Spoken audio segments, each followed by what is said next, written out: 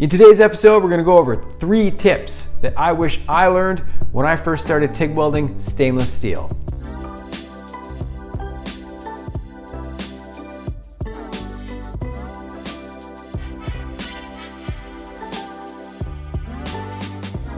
Hey everyone, welcome to another episode from Pacific Arc TIG Welding. My name's Dusty. I'm a welding artist from Vancouver Island, Canada. I do all kinds of art projects in 2D and 3D, and on my channel I love showing off and teaching the art of TIG welding. So if you're new to the channel, be sure to bounce back, check out the previous episodes. There's a ton of episodes to watch. So today I was doing some thinking. After I was doing some work with a student online, I started thinking, what would I have given to have some of these tips when I was first getting going with TIG welding stainless steel. So I put together a little list of the 3 most common things that I help people out with, and most importantly, the 3 most important things that I wish I knew when I first started welding stainless steel. So grab a notepad, grab a coffee, let's go. So the first thing I wish I knew when I started TIG welding, probably one of the most simple things, but I didn't know it, welding with a messed up tungsten. As you can see in this example here, there's 3 tungstens. The one on the far right is totally messed up. This one's been dipped. It's got all kinds of crap stuck on it. If you have dipped your tungsten and have accumulated filler rod or anything like that, you should not be using it.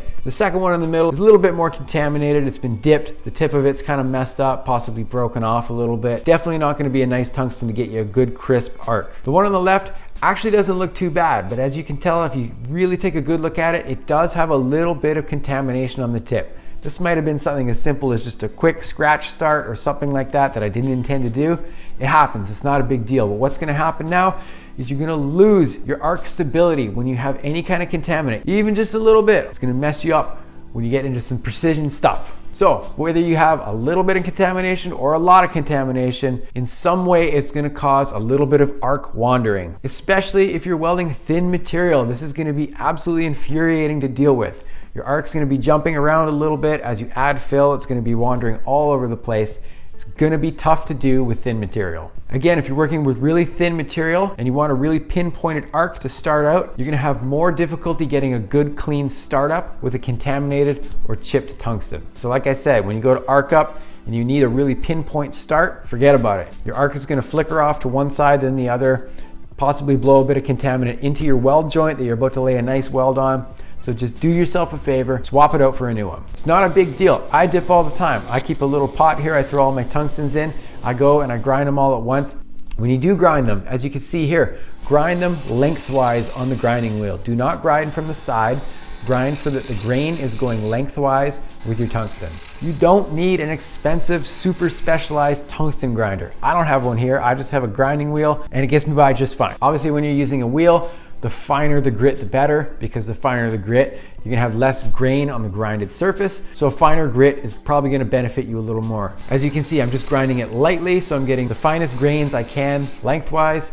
And all that really matters when it comes down to it is your grinding wheel has to be clean. There's no way around it. If you're grinding all kinds of other dirty metal on a grinding wheel and then you grind your tungstens with that same grinding wheel, you're gonna impermeate contaminant into the tungsten grain. So be sure you have a specific wheel that you only use to grind tungstens with and just do the best you can. Just grind them off nice and clean. As I said, I don't have a nice tungsten grinder here. I just do them on the wheel. It does just as fine of a job as anything else I usually use. So general rule of thumb, you don't get around it. If you dip your tungsten, switch it out for a new one.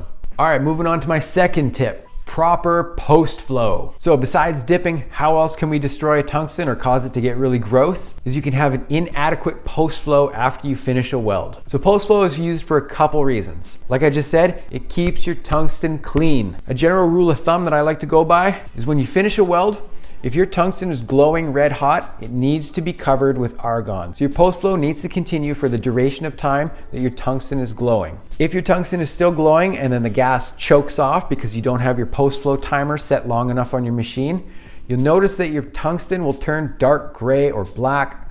It will not be shiny. That's a good telltale sign to show you that you've just collected a bunch of oxide on the surface of your tungsten.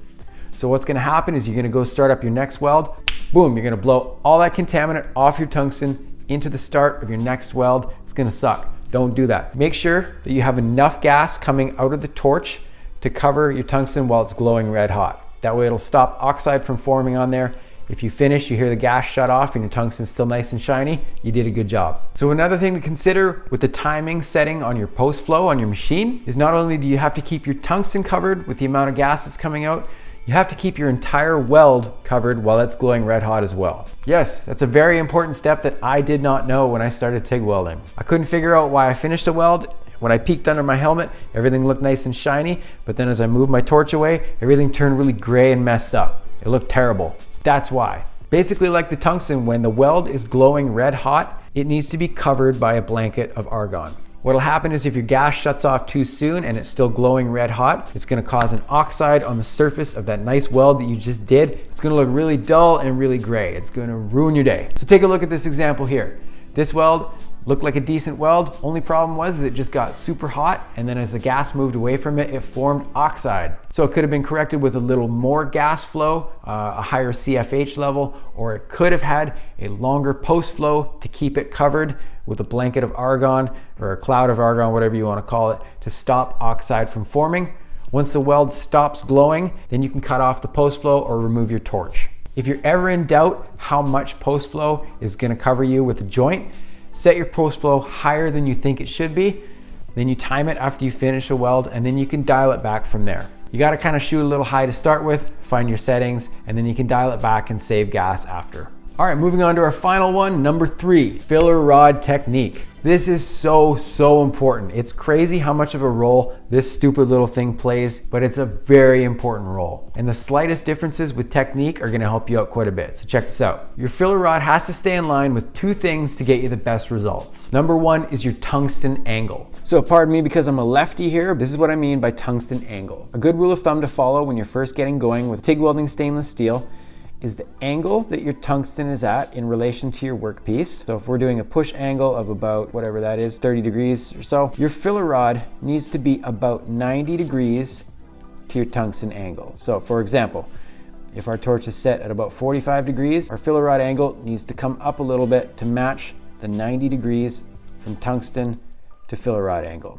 Again, with an even more extreme welding angle, whatever you're doing, if this is some uphand or anything like that, you need to correct by having about 90 degrees to your tungsten with your filler rod angle. This is gonna get you the cleanest dips that you can into the puddle. If you're side feeding or feeding from awkward angles, you're gonna notice the tip of your rod is gonna blow off. It's not gonna come off nice and clean. Just try and follow this as a rule of thumb. You'll get better results. The second thing that your filler rod has to stay in line with is your travel path. So I got a piece of scrap here, check this out. This is what I mean by travel path. So if we were traveling in a line like so, from left to right, or it might be right to left if you're not left-handed like me, which is probably most humans on the planet, your filler rod is going to be in line with your weld like so. If we're welding directly towards the camera on this pass here, your filler rod is going to come in at an angle like so. You're going to have a push angle with your tungsten coming towards us. You're not going to be feeding from the side or anything like that. You're going to be feeding right down the middle like so.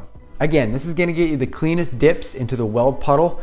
Anytime you're feeding from the side or from a bad angle, especially like that 90-degree rule we learned about a minute ago, you'll notoriously have problems getting the filler rod to dip nicely into the puddle. You have little blobs coming off the end of the filler rod. It won't dip properly into the weld pool. It'll just make it easier for you if you follow these 2 steps. So this is another rough example here. I did this exercise on my channel from a week or so ago. Check it out in the description below. But another way that you need to compensate with feeding angle going around a surface like so or around a piece of pipe is you can start with it in line like so, but as we travel, you're gonna be going around the radius of something. So your filler rod angle needs to change as you come around. See how I'm tilting it more towards myself? So basically when I'm going around a radius like so, I'm always leading with my filler rod. So my filler rod is kind of pointing straight at the direction of travel. So those are 2 really technical ones that are gonna help you out a lot when it comes to improving habits with your filler rod. And the last important tip that I'll leave you with when it comes to filler rod technique, remember our good friend post flow? Post flow's got to cover the tungsten. Post flow's got to cover the weld. Post flow also has to cover, can you guess? Where the hell did I put it?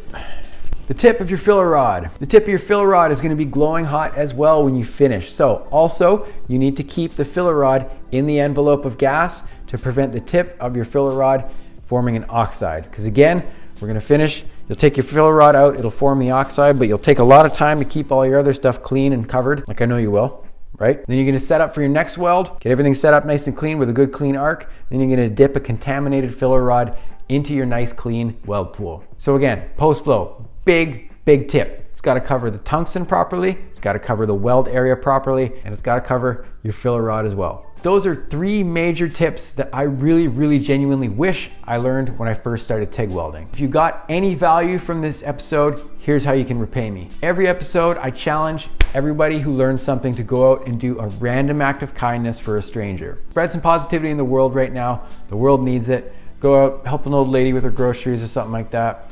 Wear your mask, socially distant. But that's what I'm trying to do on my channel. I'm taking all the things I've learned over my welding career, which is like 19 years now, and I'm sharing it on my channel. So if you get any value from this, do me a favor, spread some positivity, even if it's just online saying something nice to someone. I'd appreciate that a lot. But again, to everybody out there, I really appreciate you watching. I thank you very much. I hope you're safe, happy, healthy. Hope you have a good one. We'll talk soon. Peace.